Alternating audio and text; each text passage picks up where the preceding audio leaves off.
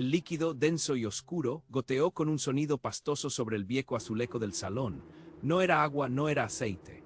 Era sangre, lo supe al instante, una viscosidad tibia que olía a algo pútrido, a hierro oxidado y a muerte, pero a la vez con una extraña frescura como si acabara de ser derramada. Un escalofrío helado punzante me recorrió la espalda, clavándose en mis huesos. El aire se volvió pesado y respirable. Entonces, sin previo aviso, un estruendo brutal. Un golpe sordo y potente, como si un cuerpo inmenso, un peso incontable, se hubiera desplomado sobre el tecado, haciendo vibrar la casa grande hasta sus cimientos más profundos, haciendo temblar el polvo acumulado en los rincones y sacudiendo cada viga de madera, cada cristal de las ventanas. El silencio que siguió fue aún más aterrador que el ruido, un vacío ensordecedor que clamaba por una explicación, por una presencia que sentía, que sabía, estaba cerca, demasiado cerca.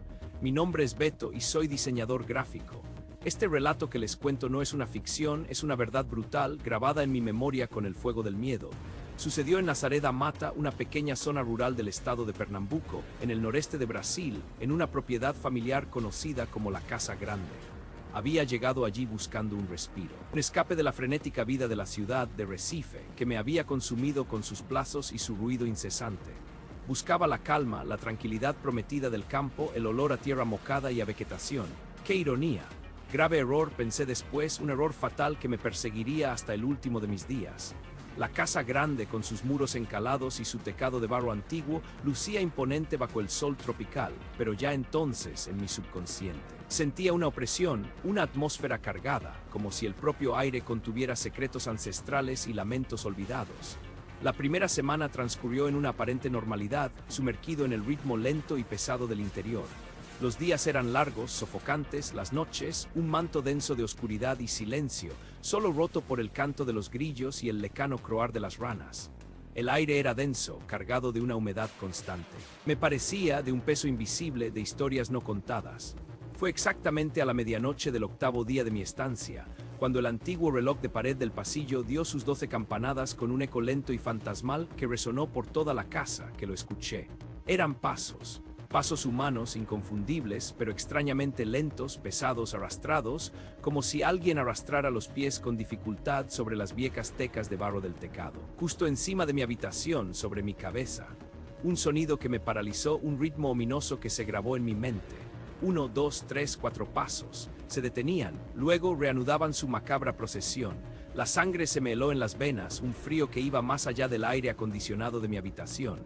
Me incorporé en la cama, el corazón latiéndome con una fuerza desbocada contra mis costillas, un tambor frenético en mi pecho. Escuché con una atención que nunca había experimentado, conteniendo la respiración, el oído atento a cada mínimo crujido, a cada suspiro de la vieja casa. Sí, ahí estaban de nuevo, inconfundibles, indiscutibles, los pasos pesados, el arrastrar lento, como si una figura invisible con un peso considerable se paseara sobre mi techo. Mi mente, educada para la lógica y la razón, buscaba desesperadamente explicaciones mundanas, un animal grande. Un gato callejero, pero el peso, la cadencia, eran inconfundiblemente humanos, demasiado deliberados para ser cualquier criatura irracional. Mi instinto, sin embargo, gritaba peligro, un terror primitivo que me decía que aquello no era de este mundo, que no era normal. A la mañana siguiente, con el cansancio y el miedo aún dibujados en mi rostro, comenté lo sucedido con mi tío Claudio. Él y tía Lourdes ya venían mostrando un comportamiento que rozaba lo extraño, casi paranoico, desde mi llegada.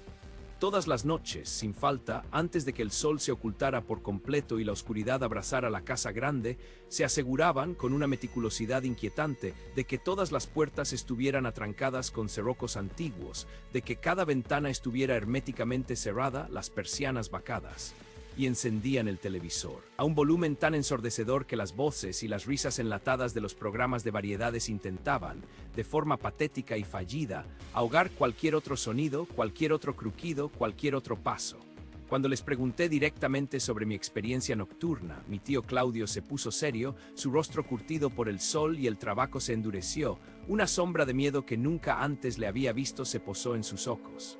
Un miedo profundo. Arraigado, nunca mires al foro, Beto, me dijo con voz grave, casi un susurro que se perdió en el estruendo de la televisión, pero que resonó claro en mi mente.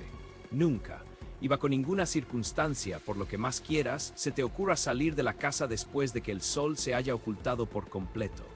Sus ojos, normalmente amables, llenos de la calidez típica del pernambucano, estaban ahora cargados de una advertencia tan cruda y brutal que me heló el alma hasta el tuétano. No insistí, no me atreví. Sentí que no querían asustarme, que intentaban protegerme, pero el miedo ya estaba ahí palpable, respirando pesadamente en el aire de la casa grande, un miedo que ya no era mío, sino de todos nosotros, un miedo compartido antiguo. La noche siguiente, la macabra sinfonía de los pasos volvió puntual como un reloj infernal. Y la noche después de esa, también. Se habían convertido en una parte ineludible de mi rutina nocturna, la señal inconfundible de que la medianoche había llegado y de que la entidad andaba suelta por encima de nuestras cabezas. Mi sueño se volvió un tormento intermitente, lleno de pesadillas vívidas y horribles, imágenes distorsionadas de una figura oscura arrastrándose sobre el tecado. La tensión en la casa era un nudo en el estómago, un peso constante que nos oprimía a todos, un presentimiento oscuro. Mi curiosidad, sin embargo, a pesar del creciente terror, era más fuerte que mi instinto de supervivencia, una fuerza irracional que me impulsaba a saber más, a ver, a comprender. Una mañana, después de otra noche de pasos incesantes y de un sueño fragmentado, Claudio me llamó aparte, su voz ronca y su expresión sombría. «Ven, Beto», me dijo con una resignación que me heló. «Sígueme». Subimos al terrazo, el sol de Pernambuco ya picaba con una fuerza implacable, quemando la piel, pero el frío en mi interior era más intenso. El tecado, recién reparado hacía apenas unas semanas, lucía tecas nuevas, de un barro rojizo impecable, impoluto, un contraste casi irreal con el cielo azul. Pero entonces lo vi. Impregnadas en esas tecas nuevas, como si hubieran sido estampadas en el propio material aún fresco, había huellas. Huellas de pies humanos, descalzos, de un tamaño considerable. Y lo más escalofriante, eran de sangre seca. Un color marrón oscuro, casi negro, que destacaba de forma grotesca sobre el roco arcilla de las tecas. Lo más perturbador de todo era que las huellas comenzaban abruptamente en medio del tecado, sin rastro alguno de cómo alguien podría haber subido o bajado. No había escalera, no había pared cercana, no había punto de apoyo visible en un radio de 20 metros. Simplemente aparecían, una tras otra, 6, 7, 8 huellas descalzas, dispersas y luego desaparecían en la nada en el medio del tecado. Mi tío no dijo nada, solo me miró con una expresión que decía, ahora lo entiendes, ¿verdad? Ahora sabes lo que acecha esta casa. Mis manos temblaron incontrolablemente, un temblor que recorrió todo mi cuerpo.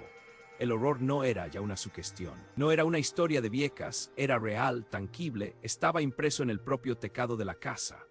No era un juego de mi imaginación, no era una simple superstición. Había algo o alguien caminando sobre ese tecado por las noches, y ese algo sangraba, dejando su marca perversa. La explicación de mi tío, la advertencia de no mirar el foro, de no salir, todo cobró un sentido siniestro, un sentido de terror que me caló hasta los huesos, que me dejó sin aliento, con la boca seca y la garganta apretada. La casa grande era una trampa y nosotros estábamos dentro. Las noches se volvieron insoportables, un tormento puro.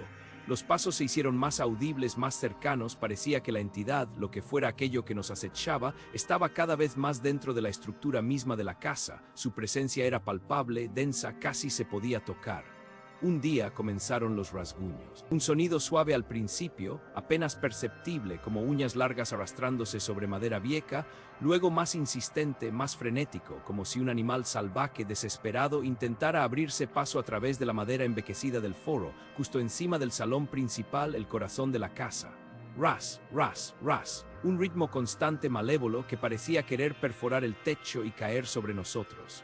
Mi tía Lourdes, una mujer fuerte y piadosa, lloraba en silencio en la cocina, aferrada a su viejo rosario de cuentas desgastadas, susurrando oraciones incoherentes, mientras mi tío Claudio, con el rostro más pálido de lo normal, fumaba un cigarrillo tras otro en la oscuridad del porche.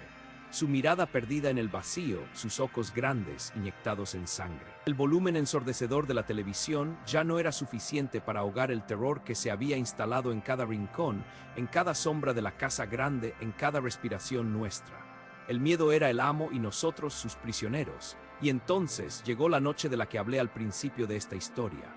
La más terrible de todas las noches, la noche en que el horror se hizo carne, se hizo líquido. Estábamos cenando en un silencio sepulcral. La tensión en el ambiente era tan densa que podía cortarse con un cuchillo frío y afilado que amenazaba con abrirnos las entrañas. Escuchamos los pasos. Esta vez se detuvieron justo encima del salón, justo encima de nuestras cabezas. Luego los rasguños se volvieron frenéticos, un lamento mudo de madera astillada y de desesperación, y después el goteo. 1, 2, 3 gotas. Un líquido oscuro, viscoso, con un olor nauseabundo a sangre coagulada, a podredumbre, a algo rancio y ancestral, pero al mismo tiempo extrañamente fresco, como si la herida estuviera aún abierta. Goteó directamente del foro, abriéndose paso a través de la madera en medio de la sala, justo donde nos sentábamos en círculo. Cayó sobre el viejo azuleco, dejando una mancha oscura, pegajosa y expandiéndose lentamente como una pequeña poza de horror. El olor, dulzor metálico y fétido, invadió el ambiente, nos ahogó, nos llenó los pulmones, nos revolvió el estómago. Nadie dijo nada, nadie se atrevió a emitir un sonido. Solo nos miramos, los ojos muy abiertos, inyectados en sangre, llenos de un terror primario, animal que nos despojaba de cualquier rastro de humanidad, de cordura. Y luego el estruendo. Un golpe seco y potente, una implosión de sonido, como si un cuerpo pesado, un saco de huesos y carne, se hubiera desplomado sobre el foro, rompiéndolo, y luego, con un impacto seco contra el propio tecado, una caída desde una altura considerable.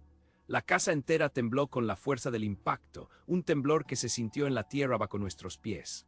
El silencio que siguió fue aún más aterrador que el sonido, si cabe. Un silencio absoluto, denso, cargado de una presencia que ya no estaba encima, sino en algún lugar, quizás acechándonos, observándonos, esperando su momento. Nos levantamos, mi tío Claudio, con el rostro blanco como la cal, tomó una linterna vieja que apenas iluminaba y subimos al terrazo, a la boca del lobo. Iluminamos cada rincón del tecado, cada teca, cada sombra. Las tecas estaban intactas, sin rastro de rotura ni de impacto. No había rastro del cuerpo ni de nada. Solo el inmenso y opresivo vacío de la noche y el olor. La casa grande había guardado su secreto una vez más, ocultando la evidencia, burlándose de nuestra razón, dejándonos con el horror desnudo y sin explicación. Pero yo sabía, sentía que algo se había movido, que algo había cambiado. Días después, con la casa grande aún resonando con los ecos de la última noche de terror, y mi mente a punto de colapsar, mientras ayudaba a mi tío Claudio en unas diligencias en el pueblo cercano, un viejo morador, de esos que llevan el tiempo tatuado en la piel curtida por el sol y los años, nos vio. Nos miró con una expresión de profunda lástima, una lástima que me heló más que el propio miedo. «Es la ánima», dijo el viejo, su voz rasposa como papel de lica. «La ánima de la agregada». Mi tío Claudio se puso pálido como el papel, su rostro perdió todo el color y trató de cambiar de tema, de disimular, pero el viejo continuó impasible, como si estuviera recitando una verdad inmutable. La muchacha del siglo XIX que se enredó con el hijo del patrón, la historia es vieja, pero el dolor no envejece. Quedó embarazada el patrón, un hombre cruel y despiadado, para castigarla por la deshonra, la amarró al tecado, le rompió las piernas y la dejó morir bajo el sol abrasador y la lluvia torrencial a la intemperie. Su alma, su sufrimiento indescriptible, se quedó atrapado ahí. En ese tecado, en esa casa, buscando salir, buscando venganza, buscando algo, buscando paz que nunca encontró. El viejo nos miró una vez más, sus ojos pequeños, inyectados en una sabiduría ancestral y una tristeza profunda, se clavaron en los míos. Dice la gente que cuando su sangre gotea es porque está cerca de la casa, muy cerca de la puerta. Se va a llevar a alguien. Se va a llevar un alma más, dijo, y se alejó lentamente, dejando sus palabras flotando en el aire caliente, un eco de una condena ineludible. No pude soportarlo ni un minuto más. La carga de terror, la brutalidad de la historia, la presencia constante y opresiva. Esa misma tarde, sin pensarlo dos veces, empaqué mis pocas cosas, mi mochila, mis objetos personales, con una prisa febril, mis manos temblaban tanto que apenas podía atar mis cordones. Sin mirar atrás, sin despedirme de mis tíos, que entendieron mi huida silenciosa, mi desesperación, tomé el primer autobús que salía hacia Recife. La ciudad, con su ruido ensordecedor, sus luces parpadeantes y sus multitudes anónimas, me pareció un refugio seguro, un santuario lejano de la soledad lúgubre de la casa grande y sus secretos de sangre, de su historia de crueldad y venganza. Pensé, ingenuo de mí, que el olvido sanaría la herida, que el tiempo borraría las imágenes horribles, los sonidos infernales, los olores nauseabundos de la sangre. Pensé que la distancia me salvaría, pero el miedo, el verdadero miedo, el que se adentra en el tuétano de los huesos, es un parásito que se aferra al alma y nunca te suelta. Semanas después, cuando ya pensaba que el trauma empezaba a desvanecerse, recibí una carta de Claudio. Adentro, doblada cuidadosamente, había una foto, una vieja foto Polaroid de la casa grande. La había tomado mi tío. Supongo desde la entrada de la finca, una vista panorámica. Amplié la imagen con mis dedos temblorosos en la pantalla de mi teléfono, aunque la foto original era de papel y antigua. Lo vi, las huellas, las malditas huellas de sangre. Ya no estaban solo en el teclado, apareciendo y desapareciendo sin explicación. Ahora descendían una tras otra, formando un sendero oscuro y macabro sobre la pared encalada. Un camino de horror directo hacia la puerta principal de la casa, hacia la puerta principal de la casa, hacia mí. El becerro, desgarrado con una precisión inquietante, casi quirúrgica, fue solo el principio de una pesadilla ancestral, un susurro frío que la tierra misma guardaba celosamente entre sus secretos más oscuros. Mi nombre es Mateo, y esta historia comenzó en la solitaria hacienda Barreiro, en lo profundo del Mato Grosso, hace apenas unos meses, cuando mi tío Akenor, un hombre de pocas palabras pero de sabiduría profunda, me dejó a cargo de la vasta propiedad. La soledad, al principio, era un bálsamo para el alma, una calma que el incesante ruido de la ciudad no permitía, un remanso de paz aparente. Pero esa quietud pronto se transformó, lenta e insidiosamente, en una opresión, un velo denso y palpable que cubría cada rincón de la noche, un manto de silencio que parecía más una amenaza que una promesa de descanso. El aire mismo se volvió pesado, cargado de una expectativa siniestra, de un algo indescriptible que acechaba más allá de los límites de mi visión. La primera señal llegó con el perro, un boxer viejo y leal llamado Trobo, acostumbrado a las serpientes más venenosas y a los jaguares más feroces que vagaban por esos parajes, pero no aquello que ahora lo aterraba hasta la médula de sus huesos. Las primeras noches, sus ladridos eran esporádicos, dirigidos hacia la oscuridad inescrutable del monte que rodeaba la hacienda, ladridos de advertencia, de desafío, el sonido firme de un guardián protegiendo su hogar. Luego, con el paso de los días, cambiaron, se volvieron gemidos vacos, prolongados, un lamento lastimero que me despertaba invariablemente, empapado en un sudor frío y pegajoso, con el corazón martilleando contra mis costillas. Una noche particularmente densa. Lo encontré acurrucado bajo la mesa de la cocina, en el rincón más alejado de la ventana, temblando incontrolablemente, sus grandes ojos oscuros fijos en la puerta trasera, en la negrura que se colaba por las rendijas, en la nada aparente. Yo intenté tranquilizarlo, acariciarle el lomo áspero, hablarle con suavidad, pero su cuerpo era una masa tensa de músculos contraídos, su corazón latía desbocado contra mis dedos. Un ritmo frenético de puro terror. Él no quería salir, ni siquiera para hacer sus necesidades habituales en el patio, se encogía ante la oscuridad exterior, como si la noche misma fuera una bestia palpable, invisible, pero tremendamente real para él. Yo lo llamé, silbé suavemente, le ofrecí las golosinas más sabrosas que tenía guardadas, nada funcionaba, su miedo era más grande que su apetito, más grande que su lealtad, era un miedo primario. Atávico, profundo, irracional, lo que veía o sentía no era de este mundo, me repetí una y otra vez en un intento fallido de consuelo. Cada noche la rutina se repetía, los gemidos del perro, mi despertar brusco, la sensación de una presencia invisible pero sofocante, la certeza de que no estábamos solos en esa vasta soledad. A la mañana siguiente, con el sol ya alto y la luz dorada disipando las sombras de la imaginación nocturna, me dirigí al curral de los becerros. Había llovido a cántaros la noche anterior, una tormenta furiosa que había transformado el suelo de tierra batida en un lodo blando, un lienzo perfecto para cualquier intruso, un registro inconfundible de cada paso. Y allí estaban, claras, innegables, grabadas a fuego en el barro. No eran huellas de perro, ni de venado, ni de capibara, ni de tapir, ni de ningún animal salvaje que yo conociera en la región. Y conozco muchos, pues pasé mi infancia explorando el monte. Eran rastros profundos, extrañamente anchos, como si algo de gran peso y volumen se hubiera arrastrado pesadamente. Conté 3 dedos gruesos y cortos, cada uno terminando en una garra roma monstruosa que había excavado surcos hondos y largos en el fango, marcas de una fuerza descomunal, de un arrastre implacable.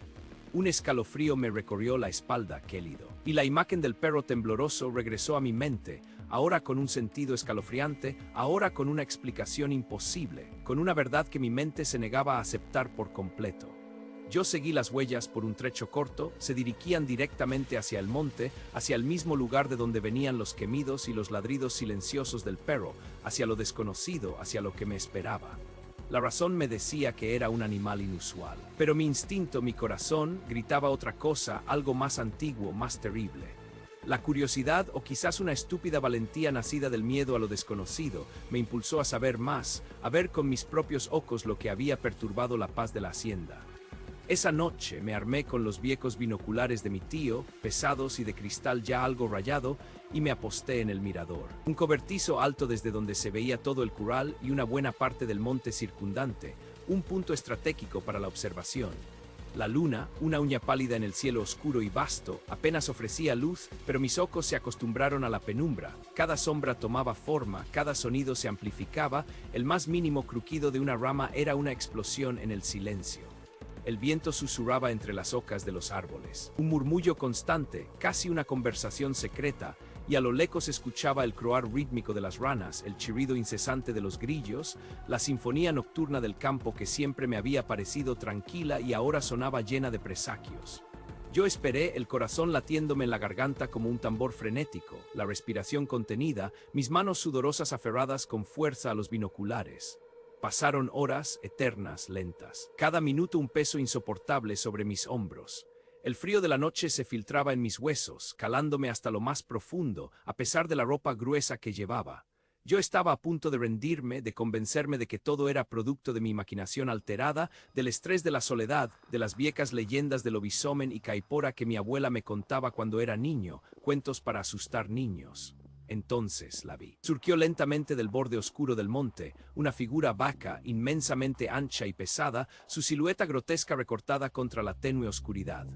No caminaba como un ser terrestre, se arrastraba con un movimiento laborioso y antinatural. Su cuerpo, si es que podía llamarse así a esa masa informe, estaba cubierto por un cuero rugoso, de un color indefinible entre el gris, el verdoso y el marrón, áspero al tacto, imaginé. Con pliegues grotescos que recordaban el caparazón de una tortuga vieja y deforme, pero una tortuga gigantesca, aberrante. No tenía cuello discernible, la cabeza parecía fusionarse directamente con el torso, una masa compacta, sin ángulos, sin formas humanas. La característica más espantosa, lo que me heló la sangre hasta el tuétano, lo que grabó la imagen a fuego en mi mente para siempre, era su ojo. Un único ojo desproporcionadamente grande, brillante, de un amarillo enfermizo, casi fosforescente, con un resplandor inquietante, situado justo en el centro de lo que debería ser el rostro, pero que estaba casi a la altura de su pecho, observándome con una frialdad imposible. Parpadeaba lentamente, con una membrana translúcida que se deslizaba horizontalmente, como la de un reptil o un pez abisal, un parpadeo que parecía abarcar siglos, que observaba el mundo con una indiferencia milenaria, con un conocimiento de eras perdidas.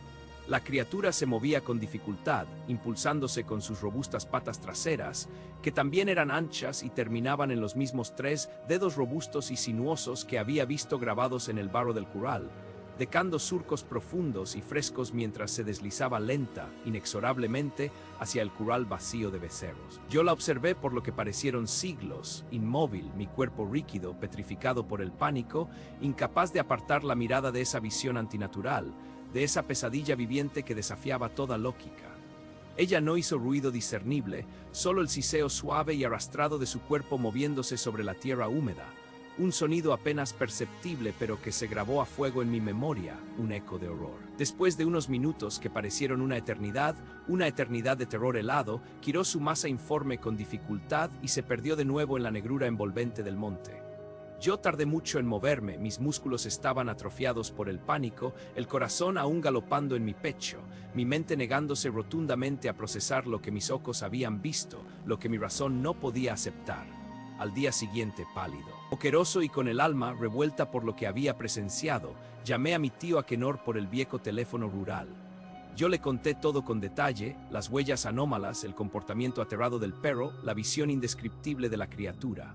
Él me escuchó en silencio, con una calma que me pareció extraña, su rostro curtido por el sol y los años de trabajo en el campo no mostró ni una pizca de sorpresa, solo una resignación cansada, casi melancólica. Cuando terminé mi relato, que apenas pude hilar sin tartamudear de puro nerviosismo, él suspiró, un sonido profundo que parecía arrastrar el peso de generaciones.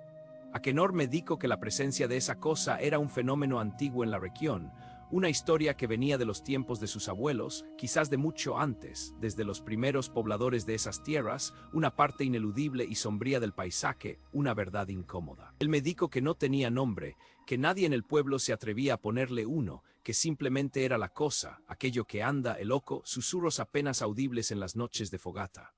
Lo mejor, según él, era ignorarla, no hacerle caso, no perturbarla bajo ninguna circunstancia, no intentar entenderla, dejarla ser una verdad incuestionable del monte, un peligro latente pero que nunca atacaba si no era molestado. Una entidad que simplemente existía, coexistía con la vida de la hacienda, como un río o una montaña. Sus palabras, en lugar de tranquilizarme, solo aumentaron mi terror, lo solidificaron. ¿Cómo ignorar algo así, algo que se arrastraba en la oscuridad de la noche, algo con un único ojo amarillo y una piel de caparazón, algo que dejaba huellas de garras monstruosas en la tierra blanda de mi propia hacienda? La idea de convivir con aquello, de saber que estaba ahí fuera, esperando, observando, acechando en las sombras, me resultaba insoportable, una condena silenciosa, una prisión invisible. 2 semanas después, el vecino de la hacienda do Pantano, que colindaba con nuestra propiedad por el sur, encontró uno de sus becerros. Estaba tendido en el pasto, inmóvil, ya sin vida, su vientre abierto con cortes extrañamente precisos, limpios, como si hubieran sido hechos con un bisturí afiladísimo, una incisión perfecta. La mancha de lodo, empapando el asiento, no era lo peor era el frío, un frío que se metía en los huesos y la ausencia insoportable de un cuerpo que minutos antes había exhalado el aliento más putrefacto que jamás había olido, un olor a muerte vieja, a cieno y a pescado podrido que ahora impregnaba cada fibra de mi furgoneta, de mi vida. Mi nombre es Carlos, soy camionero, transportista de flete. Y esto ocurrió en la Baixada Maranense, una noche de tormenta implacable, de esas que el cielo parece querer devorar la tierra misma. Era el año 2020. Un año que no olvidaré. El agua caía a cántaros, transformando el asfalto en un espejo negro y resbaladizo, los faros apenas cortaban la cortina líquida, la visibilidad era casi nula, solo el ronroneo del motor me mantenía conectado a la realidad, a una realidad que pronto se desdibujaría. Conducía por la Estrada do Açude, un camino sinuoso y desolado, bordeando la inmensidad oscura de la represa. El barro se acumulaba en los arcenes, la furgoneta patinaba ligeramente, exigiendo toda mi atención. Sentí un escalofrío que no era del frío exterior, era la soledad, el peso de la noche. Entonces, entre el velo de la lluvia, una silueta, un hombre, caminaba al borde del camino. La cabeza gacha, la espalda encorvada, parecía una visión sacada de otro tiempo. Bajo esa tormenta torrencial, en medio de la nada, mis manos se aferraron al volante, mis ojos se entrecerraron. Pensé que era una locura, nadie debería estar ahí, pero mi instinto, mi estúpido instinto de ayudar, me obligó a reducir la velocidad. Detuve la furgoneta. La ventanilla bajó con un chirrido, el viento azotó mi cara, el agua entró fría, cortante. El hombre alzó la cabeza, su rostro, pálido como la cera, sus ojos, oscuros y hundidos, parecían no ver sino mirar a través de mí. Llevaba un uniforme de operario antiguo, descolorido por el tiempo, la tela gruesa y pesada, empapada, colgaba de su cuerpo delgado. Era una imagen que no encajaba con el presente, era una anomalía. Le ofrecí una carona. Su voz, un murmullo apenas audible por el estruendo de la lluvia, fue un gracias arrastrado. Sin entonación, sin vida, abrió la puerta trasera, se deslizó dentro, el asiento de cuero crujió bajo su peso, un olor indescriptible inundó el habitáculo. Era lodo, sí, pero también pescado en descomposición, algas muertas, un aroma a muerte de agua, a estancamiento profundo, un hedor nauseabundo que se pegaba a las fosas nasales. Mis entrañas se revolvieron. Arranqué. El motor volvió a rugir, las ruedas giraron sobre el barro. El silencio entre nosotros era denso, asfixiante, solo roto por el golpeteo incesante de la lluvia contra el techo de la furgoneta. El aire, antes cálido, comenzó a enfriarse, no gradualmente, sino de golpe, una helada repentina, anormal. Mis manos sobre el volante se volvieron rígidas, mi aliento se hizo visible.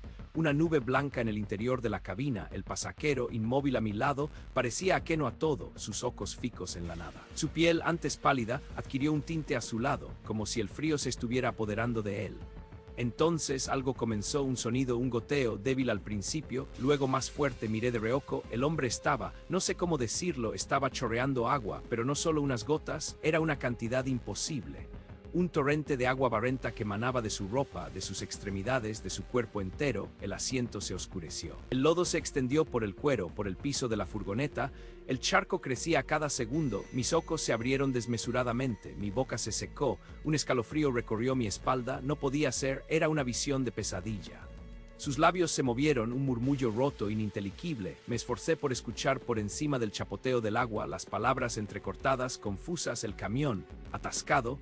en 1968. La frase se repitió una y otra vez, como un disco rayado, sus ojos, antes vacíos, ahora parecían llenarse de una desesperación abismal, su cuerpo temblaba no de frío, sino de algo más profundo, una agonía espectral. La furgoneta se llenó con el sonido del agua, con el olor a ciénaga, con el eco de esas palabras viejas de ese año lejano.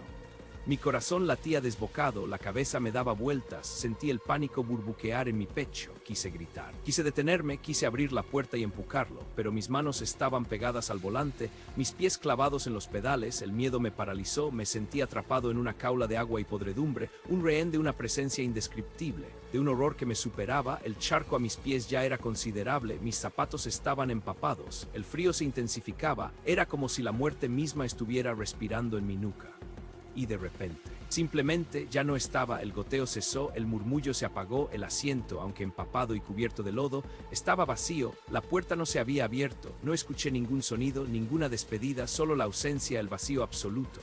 Pero el olor se intensificó, un aroma insoportable a agua estancada, a podredumbre de pantano, que llenaba cada rincón de la furgoneta, que se adhería a mi ropa, a mi piel, a mis recuerdos. El charco permanecía, una prueba irrefutable de lo que había ocurrido, de lo que acababa de vivir, de lo que nunca podría olvidar.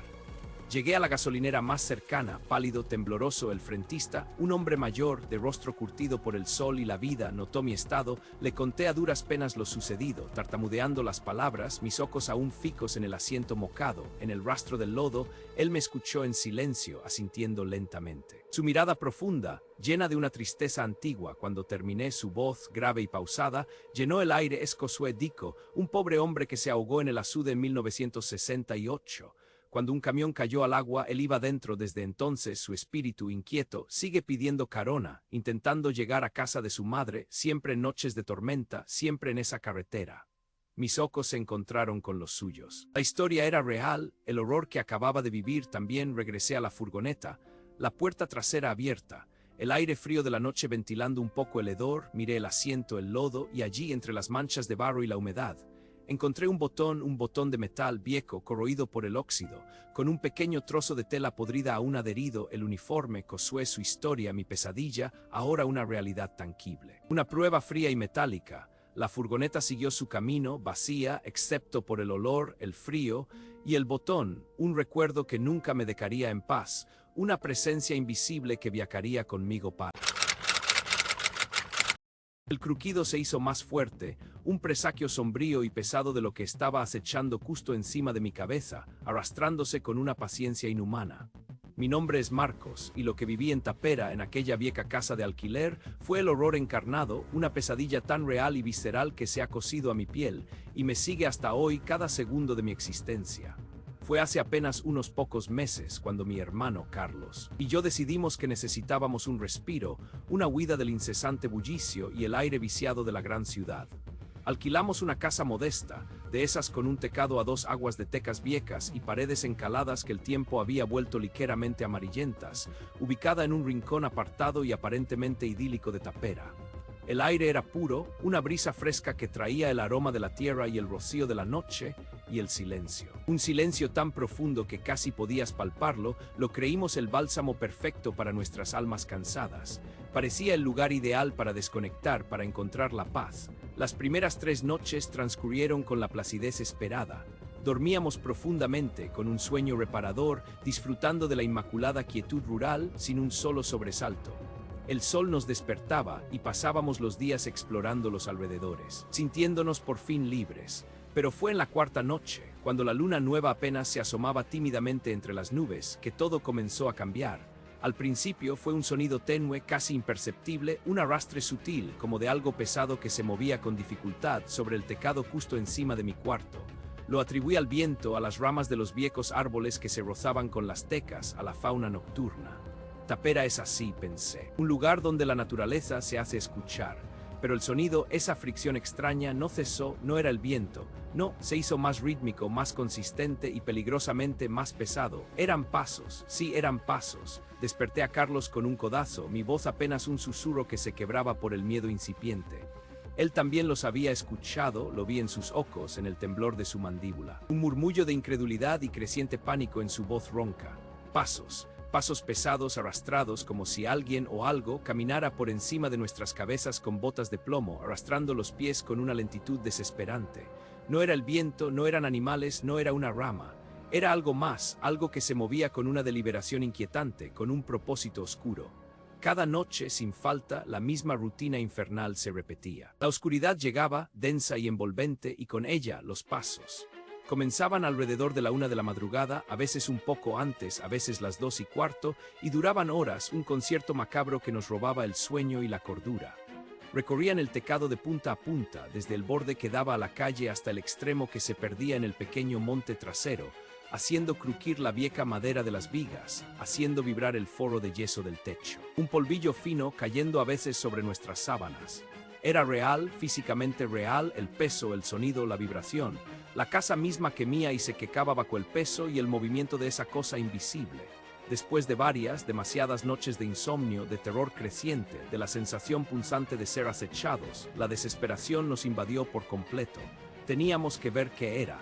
No podíamos seguir viviendo con esa incertidumbre, con ese miedo sordo y constante. La noche siguiente, armados con la linterna más potente que encontramos y el miedo carcomiéndonos las entrañas hasta dejarlas huecas, decidimos montar guardia. Carlos se apostó en la ventana de la cocina, la que daba a un pequeño patio lateral, y yo en la del salón, ambas con una vista privilegiada a la parte trasera de la casa y a una de las esquinas, donde el ruido, el arrastre pesado, parecía concentrarse con una intensidad aterradora. Las horas se arrastraron, lentas, interminables, cada minuto una eternidad de tensa espera.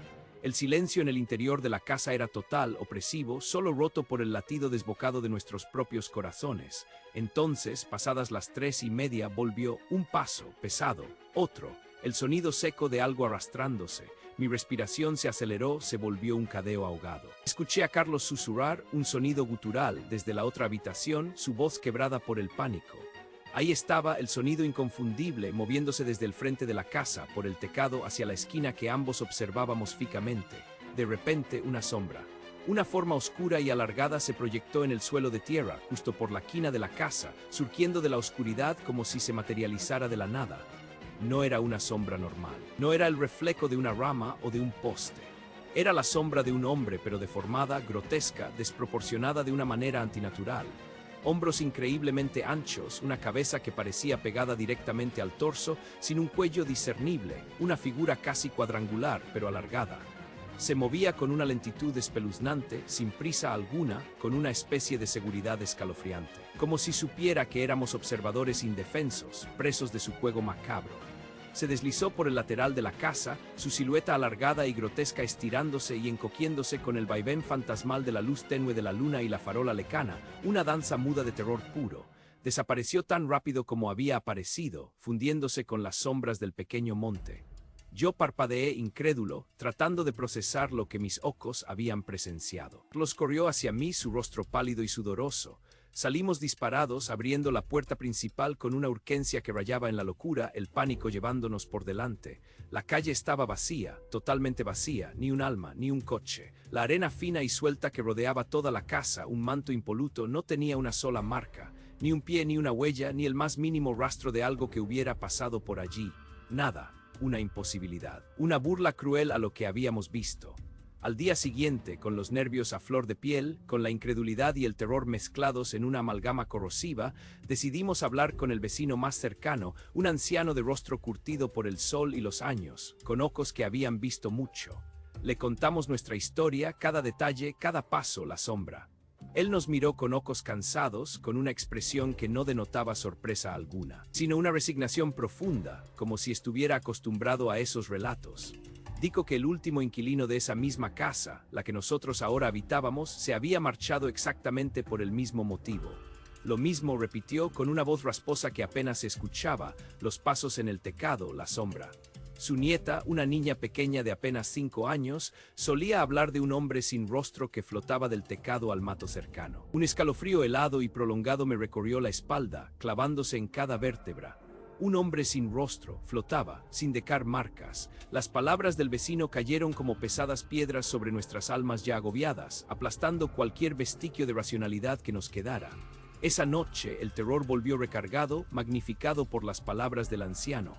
Los pasos eran más fuertes, más insistentes. El crujido de la madera sobre nuestras cabezas parecía el quejido de una bestia. Ya no dormíamos, ni siquiera lo intentábamos. Solo esperábamos tensos a que el sol saliera, a que la luz, por tenue que fuera, nos diera un respiro. Con la primera luz del alba, cuando los primeros rayos anaranjados teñían el horizonte, fui impulsado por una necesidad mórbida a revisar la pared externa de mi habitación, la que daba al tecado, y allí estaban. Marcas. 3 marcas profundas, como hendiduras grotescas, dispuestas en una forma extraña, imposible. No eran garras, parecían con una certeza que me heló la sangre pezuñas. Pero ¿de qué animal, de qué criatura infernal, de qué cosa que caminaba sobre el tecado con pasos de hombre y patas de bestia? Desde entonces el miedo se ha arraigado en cada fibra de mi ser. No es solo el sonido. Es la sensación constante de estar siendo observado, de ser la presa. Saber que está ahí, justo encima esperando. Ahora mientras te relato esto puedo sentirlo. Un frío que cala hasta los huesos, una presión en el aire que lo hace denso y pesado, y sobre todo ese sonido que ha reemplazado a los pasos. Un cadeo sibilante, húmedo y constante que proviene del foro de mi cuarto justo encima de mi cama. Una respiración. Es profunda, lenta, inhumana, una exhalación putrefacta que parece llenar mi habitación. Sé que está ahí. Sé que me escucha, que me acecha y no se irá. El hedor a tierra mojada y muerte era insoportable, se pegaba a mi piel, a mi ropa, llenaba mis pulmones. La vi, sus ojos eran platos blancos y vacíos, sin la más mínima pupila, y se arrastraba hacia mí debajo de mi cama, con una lentitud que me congelaba la sangre, usando solo sus codos y sus manos, sus piernas inertes, como 2 ramas secas y quebradas. Mi nombre es Diogo. Esto sucedió en una fazenda aislada en lo más profundo de Brumado. Bahía, en Brasil. Un lugar conocido como Fazenda Tres Corazones, pero que los viejos, los que susurran las historias, llaman la Fazenda de la Queixada. Yo había ido por trabajo, una oportunidad, o eso creía, de escapar del bullicio de la ciudad, de encontrar algo de paz. Grave error, un error que aún me persigue, que se anida en cada sombra de mi memoria. La primera noche fue el preludio, el primer rasguño en la tela de mi cordura. La fazenda era vieja. El casarón principal cruquía con el viento, sus paredes guardaban secretos, sus vigas quequidos. El cuarto donde me instalé tenía una puerta de correr, de madera maciza, pesada, tan robusta que moverla requería un esfuerzo considerable. Esa noche el sueño me envolvió rápido, el cansancio del viaje, el aire denso y pesado de ese lugar. Un estruendo me arrancó del letargo, un sonido brutal que hizo vibrar el suelo, que pareció desgarrar la misma noche. Me levanté de un salto, el corazón martillando en mi pecho, la garganta seca. La puerta, gigantesca y pesada, fue arrancada de sus rieles, lanzada con una fuerza incomprensible, estrellándose contra la pared opuesta. Yo miré, perplejo, el terror comenzando a gatear por mi espalda. En el piso de tierra un rastro aceitoso oscuro dibujado en zigzagueo desde donde la puerta había estado hasta el borde de mi cama. No había viento. No había explicación, solo ese rastro, como una serpiente monstruosa que hubiera pasado por allí, dejando su baba viscosa y maloliente. Yo no dormí más esa noche, no pude, mis ojos fijos en la puerta, en la oscuridad más allá, esperando lo que no sabía pero sentía. El día llegó arrastrándose gris y pesado como una losa. Intenté razonar, busqué explicaciones lógicas. Quizás el viento, una madera podrida. Pero la fuerza necesaria para arrancar esa mole, para dejar ese rastro, no era natural. Hablé con los pocos peones que trabajaban en los alrededores, sus caras se endurecieron, sus ojos evitaron los míos, susurros sobre la antigua dueña, sobre malos aires. Nadie quería hablar claramente, solo evasivas, miradas de miedo. Yo sentí un escalofrío. El sol, aunque presente, no disipaba la negrura que había comenzado a cernirse sobre mí. La segunda noche fue la confirmación, el descenso sin retorno. Me acosté tarde, el miedo era un compañero constante ahora, una sombra fría en mi pecho. Había empujado la puerta de nuevo a su sitio, pero no la había asegurado, para que si sabía que la fuerza que la había arrancado podía con eso y más, la luna, una uña pálida en el cielo oscuro, filtraba algo de luz por la única ventana. Yo estaba despierto, mis oídos tensos, mi cuerpo alerta a cada crujido de la madera, a cada gemido del viento que se colaba por las rendijas. Entonces el sonido no fue un estruendo como la noche anterior, sino un arrastrarse, un sonido húmedo como carne raspando contra la tierra, seco, luego húmedo de nuevo. Vino de afuera, de debajo de la casa, pensé. Era un sonido lento, deliberado, acercándose. Mi corazón era un tambor furioso. Me quedé inmóvil, apenas respirando. Mis ojos fijos en el espacio bajo mi cama. un espacio estrecho apenas unos centímetros, y luego la vi, primero una mano huesuda pálida con dedos largos y retorcidos, con uñas rotas y sucias de tierra, se arrastró lentamente saliendo de la oscuridad debajo de la cama, luego el codo, un codo protuberante rascando el piso de madera con un sonido que me erizó cada vello del cuerpo, y así de a poco apareció el resto. Una mujer cadavérica, su piel era de un gris enfermizo, tensa sobre los huesos, sus mejillas hundidas, sus labios finos y tirantes en una mueca que no era sonrisa, no era dolor, era algo más, algo muerto. Sus ojos, los que vi en el cold open, eran dos orificios blancos, sin pupilas, que parecían mirar a través de mí hacia un abismo insondable. Se arrastraba con una lentitud que era tortura, usando solo sus codos y sus manos, sus piernas muertas, inertes, arrastrándose detrás de ella como dos apéndices inútiles, retorcidas en ángulos imposibles. Yo estaba paralizado, una estatua de terror, incapaz de gritar, incapaz de moverme. Mi mente gritaba, corre, huye, pero mi cuerpo no respondía. Ella se deslizó centímetro a centímetro, saliendo de debajo de la cama, acercándose a los pies de la misma. Entonces, mi mirada cayó sobre el pequeño espejo que había sobre una mesita de noche, justo a un lado de mi cama, en el reflejo. Allí la vi completa la totalidad de su horror y lo vi en su cuello, una marca profunda, negra como el rastro de una soga apretada hasta la asfixia, un surco brutal que rodeaba su garganta, contrastando horriblemente con la palidez de su piel muerta. Yo supe, en ese instante supe lo que era aquello, la historia que los peones susurraban. La antigua dueña, Cecilia, sí la llamaban así. Una historia de venganza, de brutalidad.